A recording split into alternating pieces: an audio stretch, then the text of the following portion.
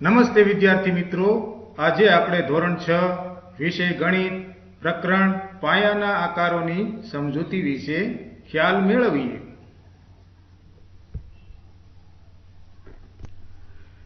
આ પાઠમાં બે ભાગમાં વિભાજિત કરવામાં આવ્યું છે. પહેલો ભાગ રેખાખંડ અને ખૂણાઓ, બીજો ભાગ ત્રિકોણ, બહુકોણ અને 3D આકાર છે.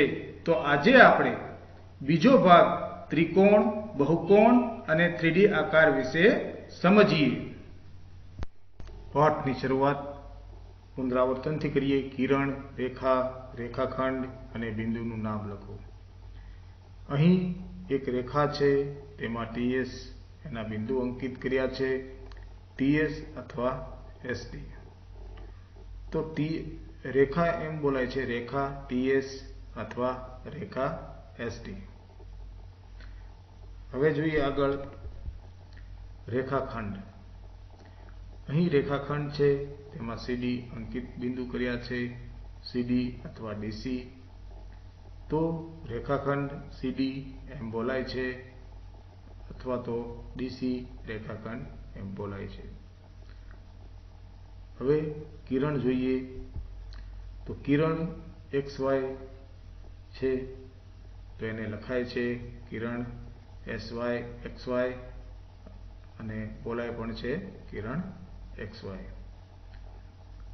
હવે કિરણ QR, તો QR ને આપણે કિરણ QR બોલશું અથવા લખશું આ રીતે. હવે બિંદુ L એમ બોલાય છે. હવે રેખાખંડ જોઈએ. તો NO અથવા તો ON. તો NO રેખાખંડ અથવા તો રેખાખંડ ON. લંબ રેખા. બે રેખાઓ એવી રીતે છેદે છે કે જેમના દ્વારા રચાતો ખૂણો 90 અંશ હોય. તો આ રેખાઓને લંબ રેખાઓ કહે છે. તેને નીચે મુજબ લખી શકાય છે: AB રેખા અને લંબ CD રેખા, CD રેખા લંબ રેખા AB, એવી રીતે લખી શકાય છે.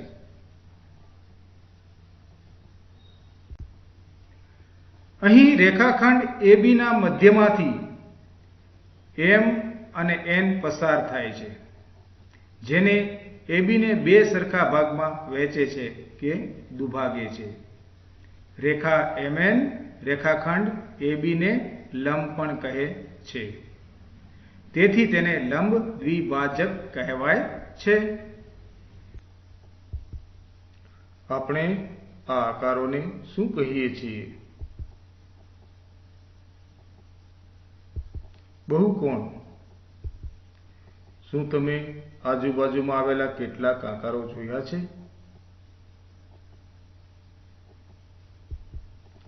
શું આ બંધ આકારો છે? હા, આ બધાય આકૃતિમાં આપેલા આકારો બંધ આકારો છે. બહુકોણ. એમાં 3 આપણે એના માપદંડો રાખ્યા છે. તો પેલું છે 3 અથવા વધુ રેખાખંડ હોય, બીજું બંધ આકારો હોય, ત્રીજું રેખાખંડો એકબીજાને છેદતા નથી.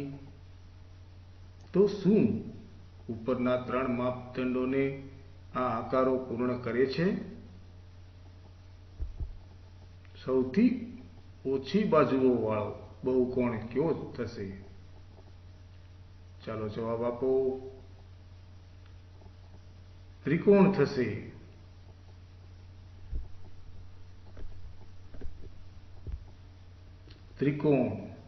ત્રિકોણ એક વિશિષ્ટ પ્રકારના બહુકોણ છે, જે માત્ર 3 બાજુઓ અને 3 ખૂણા ધરાવે છે. ત્રિકોણ એક બહુકોણ છે જે 3 ખૂણા ધરાવે છે. ત્રિકોણના બધાય આંતરિક ખૂણાઓનો સરવાળો હંમેશા 180 અંશ થાય છે। ત્રિકોણોનું વર્ગીકરણ। ત્રિકોણને વ્યાપક રીતે બે પ્રકારમાં વર્ગીકૃત કરી શકાય છે। પહેલું, ત્રિકોણની બાજુઓની લંબાઈના આધારે, ત્રિકોણના આંતરિક ખૂણાના માપના આધારે, ત્રિકોણની બાજુઓની લંબાઈના આધારે ત્રિકોણને ત્રણ પ્રકારમાં વર્ગીકૃત કરી શકાય છે। વિષમબાજુ ત્રિકોણ, જે ત્રિકોણની ત્રણેય બાજુઓ અસમાન હોય છે તે વિષમબાજુ ત્રિકોણ કહેવાય છે। અહીંયા ત્રિકોણની જે આકૃતિ આપી છે તેમાં ત્રણેય બાજુઓ અસમાન છે, માટે તેને વિષમબાજુ ત્રિકોણ કહેવાય છે। સમદ્વિબાજુ ત્રિકોણ, જે ત્રિકોણની બે બાજુઓ સમાન હોય છે તે સમદ્વિબાજુ ત્રિકોણ કહેવાય છે।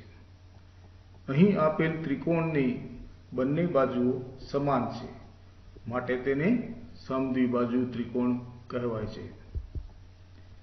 સમબાજુ ત્રિકોણ, જે ત્રિકોણની ત્રણેય બાજુઓ સમાન હોય તે સમબાજુ ત્રિકોણ કહેવાય છે। આંતરિક ખૂણાના આધારે ત્રિકોણને ત્રણ પ્રકારોમાં વર્ગીકૃત કરી શકાય છે। લઘુકોણ ત્રિકોણ, આ ત્રિકોણના બધા ખૂણા 90 અંશ કરતા નાના હોય છે। કાટકોણ ત્રિકોણ, આ ત્રિકોણનો કોઈ એક ખૂણો કાટખૂણો છે, એટલે કે 90 અંશ જેટલો હોય છે। અહીં કાટકોણ ત્રિકોણ છે તેમાં 90 અંશ જેટલો એનો ખૂણો છે। ગુરુકોણ ત્રિકોણ, આ ત્રિકોણનો કોઈ એક ખૂણો 90 અંશ ડિગ્રી કરતાં વધુ હોય છે। અહીં તમને ત્રિકોણ બતાવ્યો છે તેમાં 90 અંશ કરતાં વધારે છે ખૂણો, માટે તે ગુરુકોણ ત્રિકોણ કહેવાય છે। ચતુષ્કોણ, કોઈ પણ ચાર બાજુઓ ધરાવતી બંધ આકૃતિને ચતુષ્કોણ તરીકે ઓળખવામાં આવે છે। ચતુષ્કોણના વિવિધ સ્વરૂપો છે, જેમ કે ચોરસ, લંબચોરસ, સમલંબ ચતુષ્કોણ, સમબાજુ ચતુષ્કોણ, સમાંતર બાજુ ચતુષ્કોણ વગેરે વગેરે।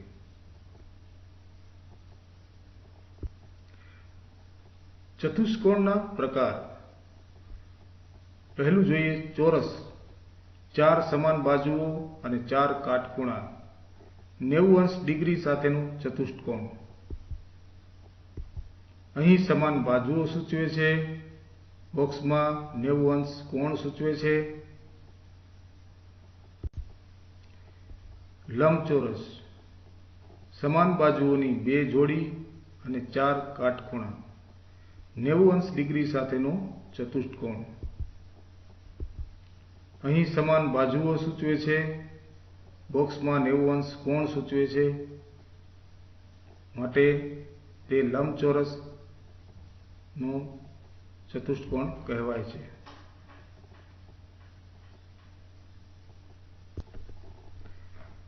સમાંતર બાજુ ચતુષ્કોણ, સામસામેની બાજુઓ સમાંતર અને સામસામેના ખૂણા સમાન ધરાવતો ચતુષ્કોણ।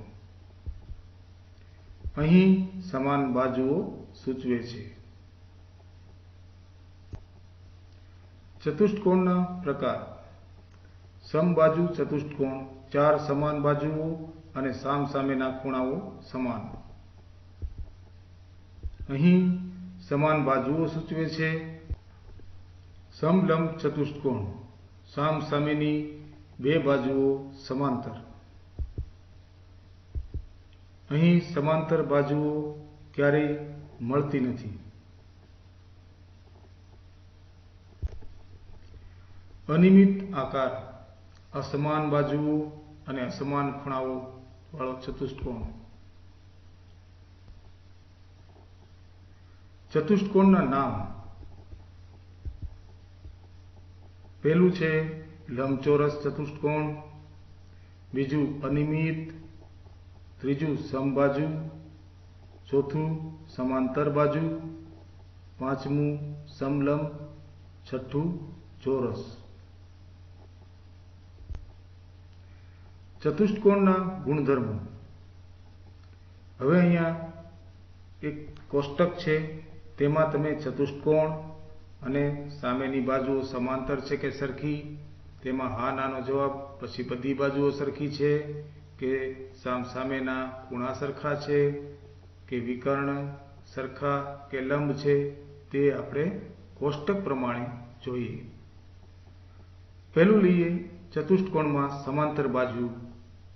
તો સામેની બાજુઓ સમાંતર છે તો કે હા, સરખી છે તો કે હા, બધી બાજુઓ સરખી ના, સામસામેના ખૂણા સરખા હા, વિકર્ણ સરખા તો કે ના, વિકર્ણ લંબ તો કે ના, લંબચોરસ સામેની બાજુઓ સમાંતર છે હા, સામેની બાજુઓ સરખી છે હા, બધી બાજુઓ સરખી ના, સામસામેના ખૂણા સરખા હા, વિકર્ણ સરખા હા, લંબ સરખા તો કે ના।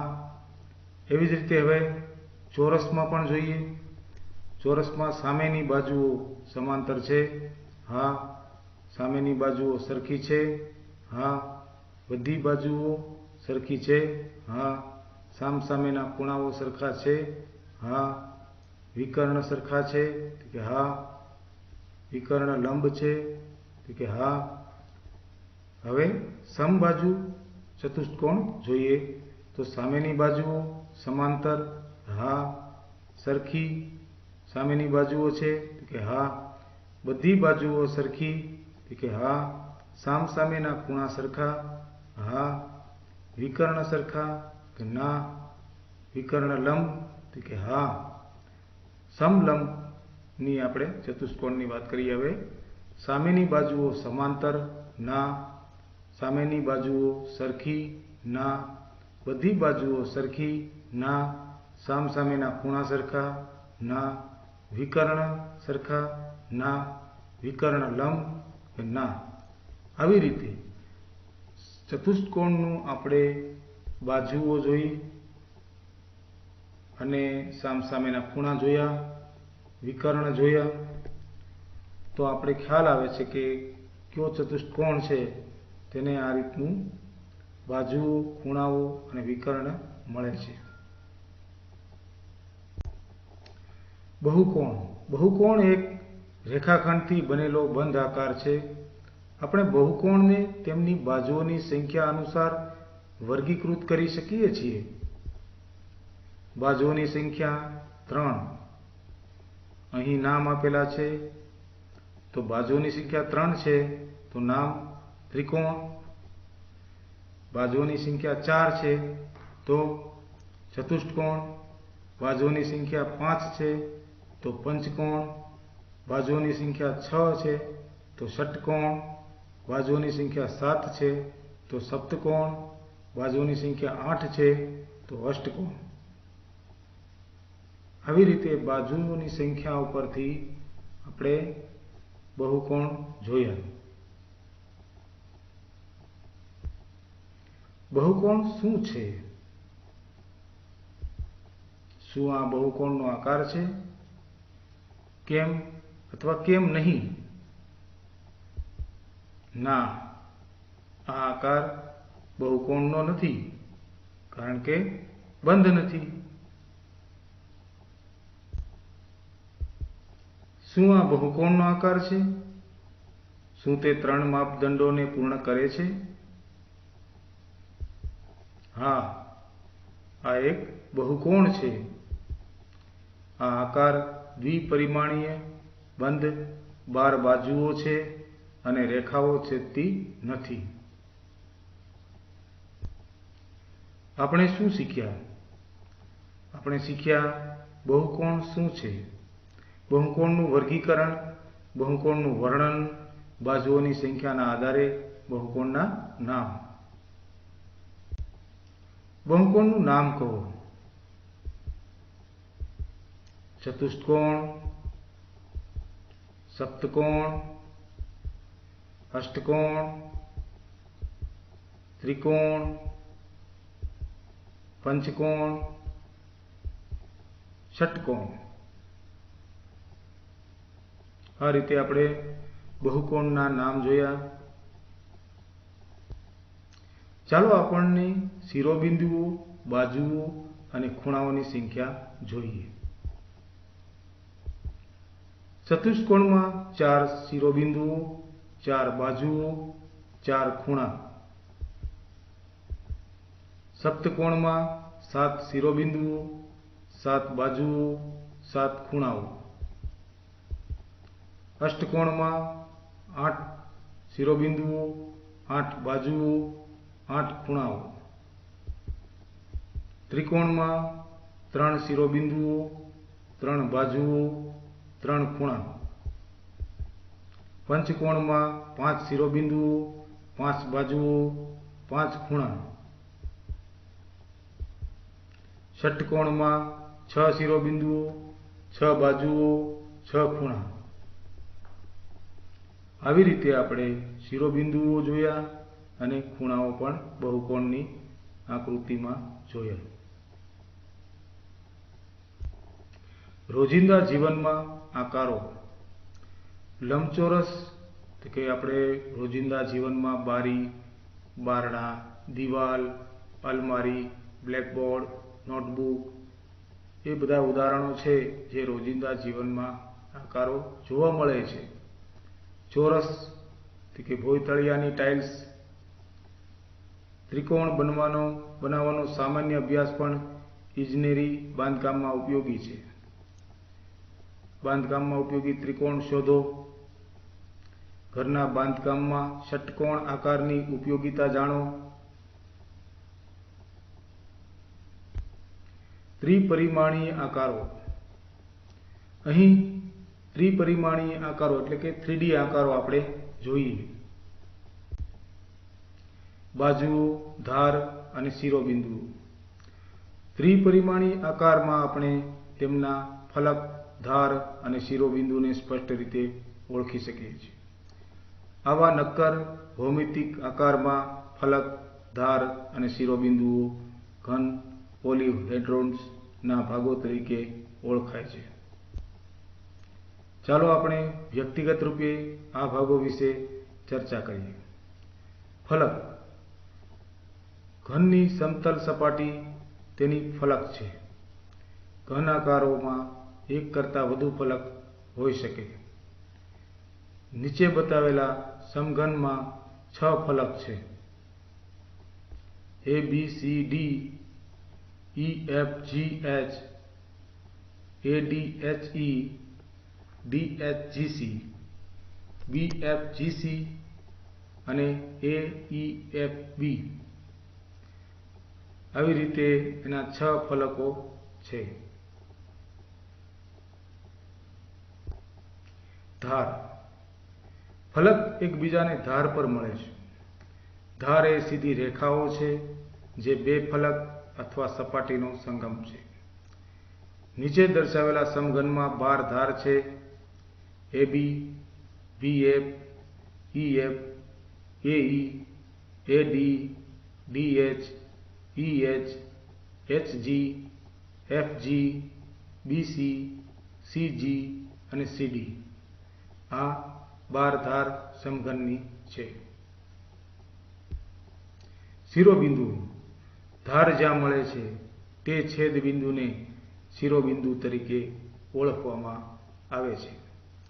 શિરોબિંદુઓને બિંદુ દ્વારા દર્શાવવામાં આવે છે. નીચે આપેલા સમઘનમાં 8 શિરોબિંદુઓ છે. તમને શિરોબિંદુમાં એરો કરેલો છે તે તમે જોઈ શકો છો. A, B, C, D, E, F, G and H. આ રીતે તમે શિરોબિંદુ તમે ઓળખી શકો છો. 3D આકારના ગુણધર્મો. પહેલું જોઈએ શંકુ આકાર. તેમાં 2 ફલક, 1 ધાર એક શિરોબિંદુ. ગોળ જોઈએ તો એમાં એક ફલક, એક ધાર, શૂન્ય શિરોબિંદુ. ચતુષ્ફલકમાં જોઈએ 4 ફલક, 6 ધાર, 4 શિરોબિંદુ. લંબઘનમાં જોઈએ 6 ફલક, 12 ધાર, 8 શિરોબિંદુ. નળાકારમાં જોઈએ 3 ફલક, 2 ધાર, 0 શિરોબિંદુ.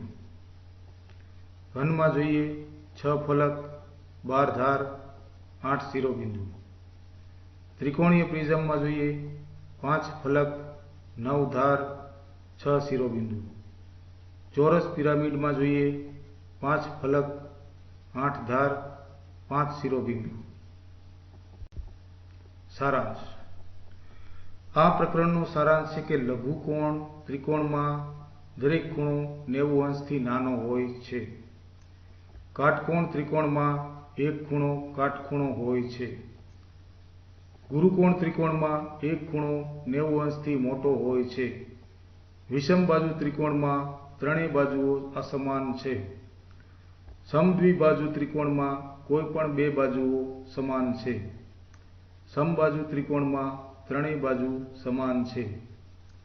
સમાંતર બાજુની એક જોડ ધરાવતા ચતુષ્કોણને સમલંબ ચતુષ્કોણ કહે છે, જ્યારે બે જોડ ધરાવતા ચતુષ્કોણને સમાંતર બાજુ ચતુષ્કોણ કહે છે. લંબચોરસ એ 4 કાટખૂણો ધરાવતો સમાંતર બાજુ ચતુષ્કોણ છે, જેની સામસામેની બાજુઓ સરખી હોય છે. જ્યારે ચારેય ખૂણા પણ કાટખૂણા હોય છે અને ચારેય બાજુ પણ સરખી હોય તો તેને ચોરસ કહે છે. 4 સરખી બાજુઓ ધરાવતો સમાંતર બાજુ ચતુષ્કોણ સમબાજુ ચતુષ્કોણ કહેવાય છે. 3 બાજુઓ ધરાવતા બહુકોણને ત્રિકોણ કહે છે. 4 બાજુઓ ધરાવતા બહુકોણને ચતુષ્કોણ કહે છે. 5 બાજુઓ ધરાવતા બહુકોણને પંચકોણ કહે છે. 6 બાજુઓ ધરાવતા બહુકોણને ષટકોણ કહે છે. 7 બાજુઓ ધરાવતા બહુકોણને સપ્તકોણ કહે છે. 8 બાજુઓ ધરાવતા બહુકોણને અષ્ટકોણ કહે છે.